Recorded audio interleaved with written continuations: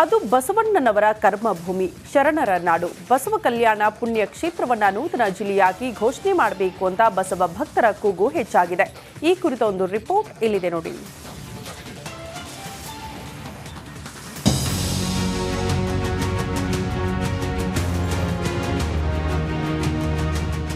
ಬಸವಣ್ಣ ಕ್ರಾಂತಿಯೋಗಿ, ಭಕ್ತಿ ಭಂಡಾರಿ, ಮಾನವತಾವಾದಿ.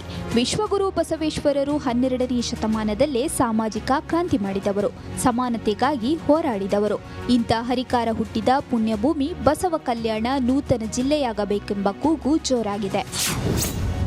ಬಸವ ಕಲ್ಯಾಣ ಜಿಲ್ಲೆಗೆ ಹೆಚ್ಚಿದ ಬೇಡಿಕೆ. ಮಾಜಿ ಸಿಎಂ ಎನ್ ಧರ್ಮಸಿಂಗ್ ಪುತ್ರ, ಮಾಜಿ ಪರಿಷತ್ ಸದಸ್ಯ ವಿಜಯ್ ಸಿಂಗ್ ರಿಪಬ್ಲಿಕ್ ಕನ್ನಡ ಜೊತೆ ಎಕ್ಸ್ಕ್ಲೂಸಿವ್ ಆಗಿ ಮಾತನಾಡಿದ್ದಾರೆ. ಬಸವ ಕಲ್ಯಾಣವನ್ನ ನೂತನ ಜಿಲ್ಲೆಯಾಗಿ ಘೋಷಿಸಬೇಕೆಂದು ಆಗ್ರಹಿಸಿದ್ದಾರೆ. ಮಠಾಧೀಶರು ಹಾಗೂ ಬಸವ ಭಕ್ತರ ನಿಯೋಗದ ಜೊತೆ ಸಿಎಂ ಸಿದ್ದರಾಮಯ್ಯರನ್ನ ಭೇಟಿ ಮಾಡೋದಾಗಿ ಹೇಳಿದ್ದಾರೆ. ಈಗ ನಮ್ಮ ಹತ್ರನೂ ಭಾಳಷ್ಟು ಜನ ಬರ್ತಾರೆ. ಅವರು ಇವಾಗ ಅನುಭವ ಮಂಟಪ ರೆಡಿ ಆಗ್ತಾ ಇದೆ. ಮತ್ತು ಬಸವ ಕಲ್ಯಾಣ ಇಲ್ಲಿ ಬೀದರು ಬಸವ ಕಲ್ಯಾಣದಲ್ಲಿ ಭಾಳ ಡಿಸ್ಟೆನ್ಸು ಜಾಸ್ತಿ ಇದೆ ಅಂತ ಒಂದು ಅವರಿಗೆ ಕಷ್ಟವಾಗ್ತಾ ಇದೆ. ಅಲ್ಲಿ ಹೋಗ್ಬಿಟ್ಟು ಏನಾದರೂ ಡೆವಲಪ್ಮೆಂಟ್ ಕೆಲಸ ಆಗಬೇಕು, ಏನಾದರೂ ಆಫೀಸ್ಗೆಲ್ಲ ವಿಸಿಟ್ ಆಗುವಾಗ ಅದಕ್ಕಾಗಿ ಅವ್ರದ್ದು ಏನೊಂದು ಆಸೆ ಏನಂದರೆ ಬಸವ ಕಲ್ಯಾಣ ಒಂದು ಡಿಸ್ಟ್ರಿಕ್ಟ್ ಆಗಬೇಕು ಅಂತ. ಅದಕ್ಕೋಸ್ಕರ ನಾವು ಮುಖ್ಯಮಂತ್ರಿಗಳಾದ ಸನ್ಮಾನ್ಯ ಶ್ರೀ ಸಿದ್ದರಾಮಯ್ಯ ಸಾಹೇಬ್ರ ಹತ್ರ ಹೋಗಿ ಒಂದು ಮನವಿ ಕೊಡ್ತೇವೆ. ಅಂದಹಾಗೆ ಬಸವ ಕಲ್ಯಾಣ ಬೀದರ್ ಜಿಲ್ಲೆಯಿಂದ 80ರಿಂದ 90 ಕಿಲೋಮೀಟರ್ ದೂರವಿದೆ.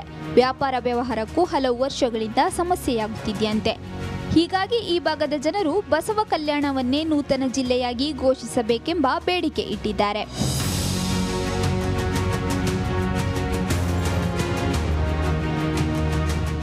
ಕಲ್ಯಾಣ ನಾಡಿನ ಮಠಾಧೀಶರ ಮತ್ತು ಬಸವ ಭಕ್ತರ ಹಲವು ವರ್ಷದ ಕೂಗಿಗೆ ಈಗ ಧ್ವನಿ ಸಿಕ್ಕಿದೆ. ಮಾಜಿ ಪರಿಷತ್ ಸದಸ್ಯ ವಿಜಯ್ ಸಿಂಗ್ ಹಾಗೂ ಬಸವ ಭಕ್ತರ ಮಹಾದಾಸೆಗೆ ಮುಖ್ಯಮಂತ್ರಿ ಸ್ಪಂದಿಸುತ್ತಾರಾ ಅಂತ ಕಾದು ನೋಡಬೇಕಷ್ಟೆ. ಮಲ್ಲಿಕಾರ್ಜುನ ಮರಕಲೆ, ರಿಪಬ್ಲಿಕ್ ಕನ್ನಡ, ಬೀದರ್. ಅದು ಬಸವಣ್ಣನವರ ಕರ್ಮಭೂಮಿ, ಶರಣರ ನಾಡು. ಬಸವ ಕಲ್ಯಾಣ ಪುಣ್ಯ ಕ್ಷೇತ್ರವನ್ನ ನೂತನ ಜಿಲ್ಲೆಯಾಗಿ ಘೋಷಣೆ ಮಾಡಬೇಕು ಅಂತ ಬಸವ ಭಕ್ತರ ಕೂಗು ಹೆಚ್ಚಾಗಿದೆ. ಈ ಕುರಿತ ಒಂದು ರಿಪೋರ್ಟ್ ಇಲ್ಲಿದೆ ನೋಡಿ.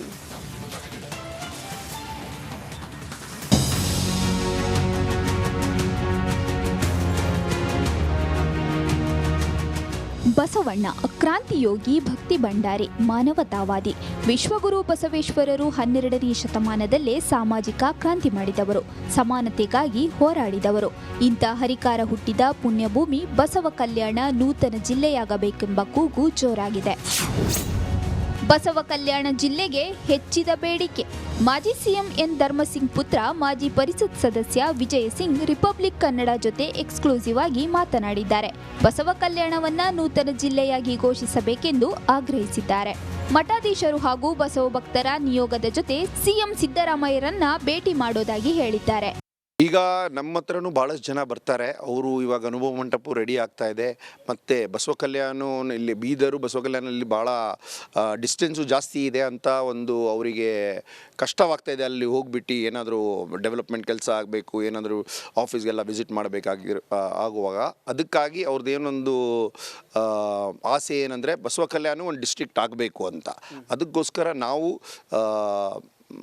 ಮುಖ್ಯಮಂತ್ರಿಗಳಾದ ಸನ್ಮಾನ್ಯ ಶ್ರೀ ಸಿದ್ದರಾಮಯ್ಯ ಸಾಹೇಬ್ರ ಹತ್ರ ಹೋಗಿ ಒಂದು ಮನವಿ ಕೊಡ್ತೇವೆ.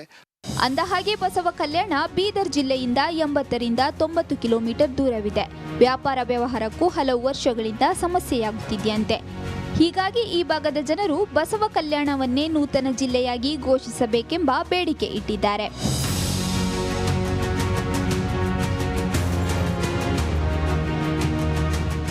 ಕಲ್ಯಾಣ ನಾಡಿನ ಮಠಾಧೀಶರ ಮತ್ತು ಬಸವ ಭಕ್ತರ ಹಲವು ವರ್ಷದ ಕೂಗಿಗೆ ಈಗ ಧ್ವನಿ ಸಿಕ್ಕಿದೆ. ಮಾಜಿ ಪರಿಷತ್ ಸದಸ್ಯ ವಿಜಯ್ ಸಿಂಗ್ ಹಾಗೂ ಬಸವ ಭಕ್ತರ ಮಹಾದಾಸೆಗೆ ಮುಖ್ಯಮಂತ್ರಿ ಸ್ಪಂದಿಸುತ್ತಾರಾ ಅಂತ ಕಾದು ನೋಡಬೇಕಷ್ಟೆ. ಮಲ್ಲಿಕಾರ್ಜುನ ಮರಕಲೆ, ರಿಪಬ್ಲಿಕ್ ಕನ್ನಡ, ಬೀದರ್. ಅದು ಬಸವಣ್ಣನವರ ಕರ್ಮಭೂಮಿ, ಶರಣರ ನಾಡು. ಬಸವ ಕಲ್ಯಾಣ ಪುಣ್ಯ ಕ್ಷೇತ್ರವನ್ನ ನೂತನ ಜಿಲ್ಲೆಯಾಗಿ ಘೋಷಣೆ ಮಾಡಬೇಕು ಅಂತ ಬಸವ ಭಕ್ತರ ಕೂಗು ಹೆಚ್ಚಾಗಿದೆ. ಈ ಕುರಿತ ಒಂದು ರಿಪೋರ್ಟ್ ಇಲ್ಲಿದೆ ನೋಡಿ.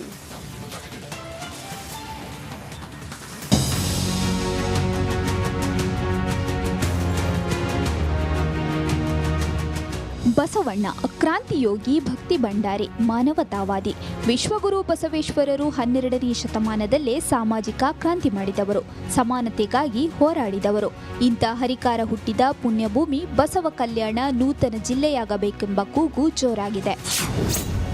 ಬಸವ ಕಲ್ಯಾಣ ಜಿಲ್ಲೆಗೆ ಹೆಚ್ಚಿದ ಬೇಡಿಕೆ. ಮಾಜಿ ಸಿಎಂ ಎನ್ ಧರ್ಮಸಿಂಗ್ ಪುತ್ರ ಮಾಜಿ ಪರಿಷತ್ ಸದಸ್ಯ ವಿಜಯ್ ಸಿಂಗ್ ರಿಪಬ್ಲಿಕ್ ಕನ್ನಡ ಜೊತೆ ಎಕ್ಸ್ಕ್ಲೂಸಿವ್ ಆಗಿ ಮಾತನಾಡಿದ್ದಾರೆ. ಬಸವ ಕಲ್ಯಾಣವನ್ನ ನೂತನ ಜಿಲ್ಲೆಯಾಗಿ ಘೋಷಿಸಬೇಕೆಂದು ಆಗ್ರಹಿಸಿದ್ದಾರೆ. ಮಠಾಧೀಶರು ಹಾಗೂ ಬಸವ ಭಕ್ತರ ನಿಯೋಗದ ಜೊತೆ ಸಿಎಂ ಸಿದ್ದರಾಮಯ್ಯರನ್ನ ಭೇಟಿ ಮಾಡೋದಾಗಿ ಹೇಳಿದ್ದಾರೆ. ಈಗ ನಮ್ಮ ಹತ್ರನೂ ಭಾಳಷ್ಟು ಜನ ಬರ್ತಾರೆ. ಅವರು ಇವಾಗ ಅನುಭವ ಮಂಟಪ ರೆಡಿ ಆಗ್ತಾ ಇದೆ. ಮತ್ತು ಬಸವ ಕಲ್ಯಾಣ ಇಲ್ಲಿ ಬೀದರು ಬಸವ ಕಲ್ಯಾಣಲ್ಲಿ ಭಾಳ ಡಿಸ್ಟೆನ್ಸು ಜಾಸ್ತಿ ಇದೆ ಅಂತ ಒಂದು ಅವರಿಗೆ ಕಷ್ಟವಾಗ್ತಾ ಇದೆ. ಅಲ್ಲಿ ಹೋಗ್ಬಿಟ್ಟು ಏನಾದರೂ ಡೆವಲಪ್ಮೆಂಟ್ ಕೆಲಸ ಆಗಬೇಕು, ಏನಾದರೂ ಆಫೀಸ್ಗೆಲ್ಲ ವಿಸಿಟ್ ಆಗುವಾಗ ಅದಕ್ಕಾಗಿ ಅವ್ರದ್ದು ಏನೊಂದು ಆಸೆ ಏನಂದರೆ ಬಸವ ಕಲ್ಯಾಣ ಒಂದು ಡಿಸ್ಟ್ರಿಕ್ಟ್ ಆಗಬೇಕು ಅಂತ. ಅದಕ್ಕೋಸ್ಕರ ನಾವು ಮುಖ್ಯಮಂತ್ರಿಗಳಾದ ಸನ್ಮಾನ್ಯ ಶ್ರೀ ಸಿದ್ದರಾಮಯ್ಯ ಸಾಹೇಬ್ರ ಹತ್ರ ಹೋಗಿ ಒಂದು ಮನವಿ ಕೊಡ್ತೇವೆ. ಅಂದಹಾಗೆ ಬಸವ ಕಲ್ಯಾಣ ಬೀದರ್ ಜಿಲ್ಲೆಯಿಂದ 80ರಿಂದ 90 ಕಿಲೋಮೀಟರ್ ದೂರವಿದೆ. ವ್ಯಾಪಾರ ವ್ಯವಹಾರಕ್ಕೂ ಹಲವು ವರ್ಷಗಳಿಂದ ಸಮಸ್ಯೆಯಾಗುತ್ತಿದೆಯಂತೆ. ಹೀಗಾಗಿ ಈ ಭಾಗದ ಜನರು ಬಸವ ಕಲ್ಯಾಣವನ್ನೇ ನೂತನ ಜಿಲ್ಲೆಯಾಗಿ ಘೋಷಿಸಬೇಕೆಂಬ ಬೇಡಿಕೆ ಇಟ್ಟಿದ್ದಾರೆ.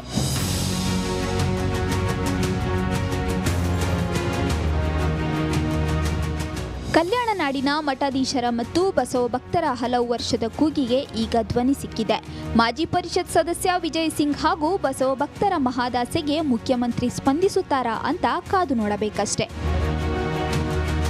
ಮಲ್ಲಿಕಾರ್ಜುನ ಮರಕಲೆ, ರಿಪಬ್ಲಿಕ್ ಕನ್ನಡ, ಬೀದರ್.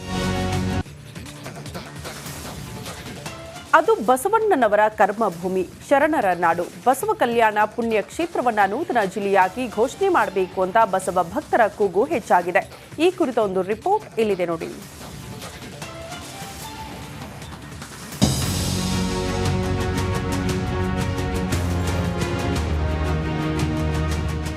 ಬಸವಣ್ಣ ಕ್ರಾಂತಿಯೋಗಿ ಭಕ್ತಿ ಭಂಡಾರಿ ಮಾನವತಾವಾದಿ ವಿಶ್ವಗುರು ಬಸವೇಶ್ವರರು 12ನೇ ಶತಮಾನದಲ್ಲೇ ಸಾಮಾಜಿಕ ಕ್ರಾಂತಿ ಮಾಡಿದವರು, ಸಮಾನತೆಗಾಗಿ ಹೋರಾಡಿದವರು.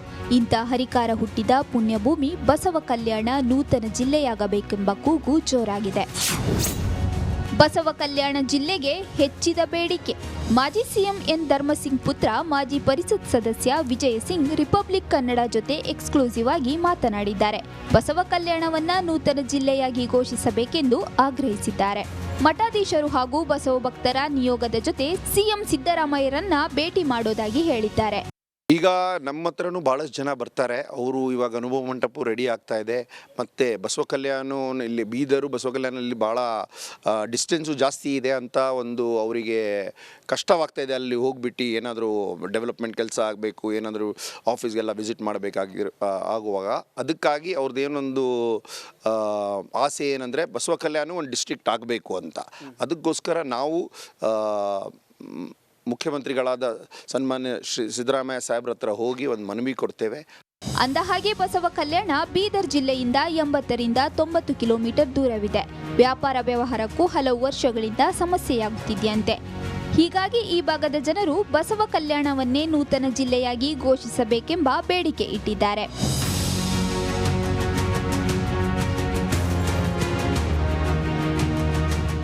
ಕಲ್ಯಾಣ ನಾಡಿನ ಮಠಾಧೀಶರ ಮತ್ತು ಬಸವ ಭಕ್ತರ ಹಲವು ವರ್ಷದ ಕೂಗಿಗೆ ಈಗ ಧ್ವನಿ ಸಿಕ್ಕಿದೆ.